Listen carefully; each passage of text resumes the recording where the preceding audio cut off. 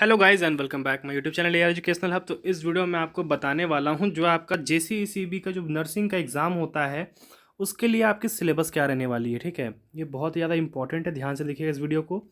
क्योंकि देखिए एक अंधेरे में तीर तीर चलाना और एक उजाले में तीर चलाना, ये बहुत डिफरेंस होता है। ठीक है, आप कहोगे सर ऐसा क्यों कह रहे हो।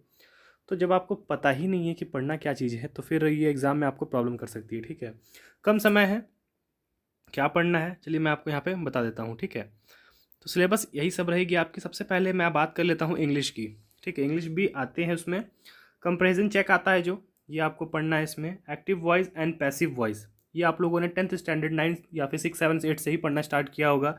जो आपके इंग्लिश टीचर होंगे वो आप लोग को जरूर पढ़ाते होंगे। Parts of speech, transformation of sentence, direct and indirect speech. ठीक है, उसके बाद है यहाँ पर आप लोगों के लिए, देखिए ध्यान दीजिएगा आप लोग, उसके बाद है आप लोग का पंचुएशन एंड स्पेलिंग्स। ठीक है, वर्ड मीनिंग्स, वर्ड मीनिंग्स तो आप लोग को बहुत इजी होगा। ठीक है, vocabulary and usages, idioms and perhaps and fill in the blanks. ठीक है, ये आप लोगों ने तो बचपन में बहुत सारे पढ़े होंगे यार, ये बहुत इजी होते हैं। ठीक है, बट ध्यान देने वाली बात है active voice and passive voice में।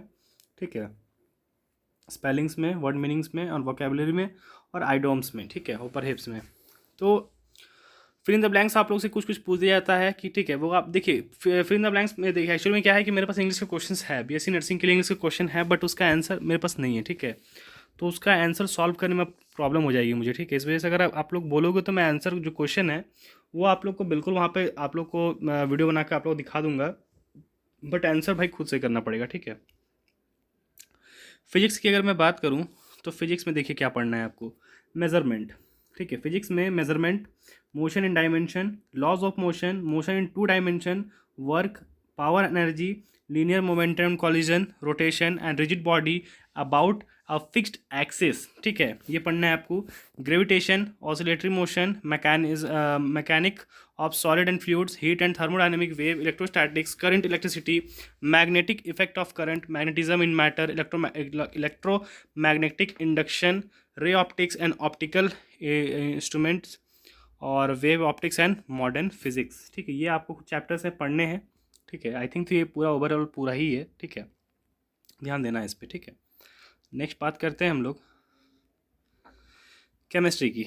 नेक्स्ट है आपका हमें आ रहा केमिस्ट्री। केमिस्ट्री में आपको पढ़ना है atomic structure, chemical bonding, redox reaction, chemical equilibrium, acid base and concept, electrochemistry, catalyse and catalysis, collides.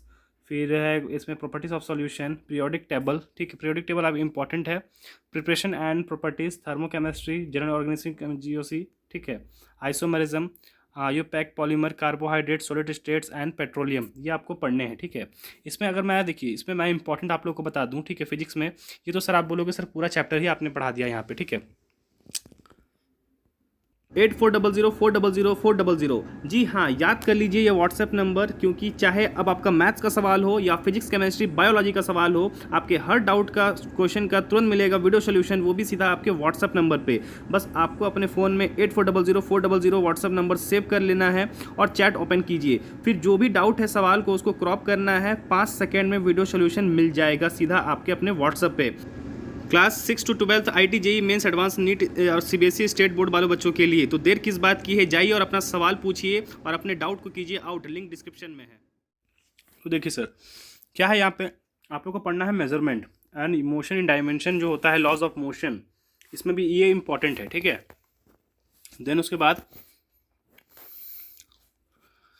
Electrostatics, electrostatics ये भी इंपॉर्टेंट है, इससे भी क्वेश्चन पूछे जाते हैं। प्लस रे ऑप्टिक्स एंड वेव ऑप्टिक्स, ये भी इसमें से भी इंपॉर्टेंट है, इसमें से भी क्वेश्चन पूछे जाते हैं। ठीक है, ये भी इंपॉर्टेंट है। इसमें आप लोग का रिडॉक्स रिएक्शन, केमिकल बॉन्डिंग, फिर इसमें आपका इलेक्ट्रोकेमिस्ट्री, ठीक है, पीरियोडिक टेबल और थर्मोकेमिस्ट्री और जीओसी और आइसोमेरिज्म, आयोपैक नेम, ये सब आपसे इंपॉर्टेंट है, ये पूछे जाते हैं। ठीक है, नेक्स्ट है आपका biology, zoology, origin of life, organic evolution, mechanism organic evolution, human genetic and eugenesis. ठीक है, यूजेनिक, ठीक है, eugenic, human genetic and eugenic, applied biology. ठीक है, मेमोरियल थ्योरी जो है इसका, एनिमल फिजियोलॉजी, बॉटनी में botany plant cell, protoplasm, ecology, ecosystem and then आपका genetic, seed and angiospermic plant, fruits, cell differentiation, plant tissue, important phylum, soil, nitrogen cycle, photosynthesis, transpiration, growth and movement and respiration. इसमें क्या important है देखिए, इसमें आपके लिए important क्या है। सबसे पहली बात जो मैं आपको बताऊं, ऑरिजिन ऑफ लाइफ, ठीक है, organic evolution, origin of life, ठीक है, एवोल्यूशन चैप्टर है। उसके बाद प्लांट सेल, प्रोटोप्लाज्म और एनिमल फिजियोलॉजी इसलिए आपसे पूछा जाता है, टफेस्ट इसलिए होता है क्योंकि इसमें जो क्वेश्चन रहता है ये थोड़ा सा घुमाव वाला रहता है, ठीक है। ऐसे ऐसे सवाल रहते हैं इसमें, जो इसका स्पेलिंग भी है वो सारा थोड़ा सा डिफरेंट रहता है, तो कहीं भी स्पेलिंग का अगर इसमें कुछ हेर फेर करता है तो इसमें आपका क्वेश्चन गलत हो सकता है, ठीक है, ध्यान देना है इसमें। नेक्स्ट है आपका नाइट्रोजन साइकिल, ठीक है, नाइट्रोजन साइकिल बहुत साल से पूछा जा रहा है, ठीक है। फिर है आपका ग्रोथ एंड मूवमेंट, ठीक है।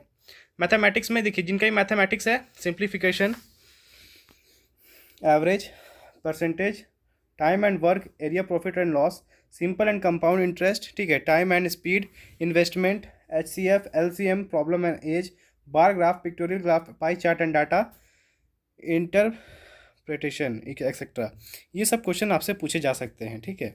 ध्यान देना है आपको, ठीक है। जिनका मैथ है उनको तो पता ही है, ये सारे चैप्टर तो मुझे आइडिया नहीं है इसके बारे में क्योंकि मैंने इसके बारे में नहीं पढ़ा है, ठीक है।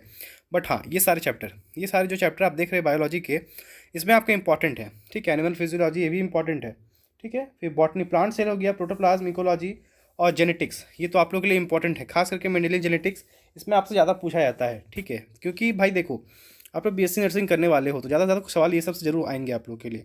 फिर ह्यूमन जेनेटिक्स, ठीक है, और उसके बाद ह्यूमन फिजियोलॉजी से सवाल आ सकते हैं, डाइजेशन चैप्टर से आपका, ठीक है। उसके बाद एक्सक्रीशन चैप्टर से आ सकता है, लोकोमोशन एंड मूवमेंट से आ सकता है, ये इंपॉर्टेंट है, ठीक है। यहाँ आपका आइसोमेरिज्म, आयोपेक नेम, ठीक है, ये सब आपसे इंपॉर्टेंट है, ये ज़्यादा पूछे जा सकते हैं। इलेक्ट्रोस्टैटिक से आपको रिडक्स रिएक्शन, केमिकल बॉन्डिंग, क्योंकि ये सारा मिलता जुलता है, ठीक है। रिडॉक्स रिएक्शन, केमिकल बॉन्डिंग, ये सारा आपसे पूछे जाएंगे, ज़्यादा से ज़्यादा हो सकते हैं, ज़्यादा चांसेस हैं इसमें, ठीक है। तो आई होप आपको ये सिलेबस समझ में आया होगा, ठीक है। खास करके इंग्लिश का ये चैप्टर बिल्कुल स्क्रीनशॉट ले लीजिए इसका, ठीक है, इसका इंपॉर्टेंट है, इसको बिल्कुल आप रट लीजिए, ठीक है। ये आपका क्वेश्चन आ सकता है, ठीक है। आई होप आपको ये वीडियो पसंद आया हो। जो भी चैनल पर न्यू, चैनल को सब्सक्राइब कर बेल प्रेस कर लीजिएगा। मिलते हैं नेक्स्ट वीडियो में, तब तक के लिए धन्यवाद।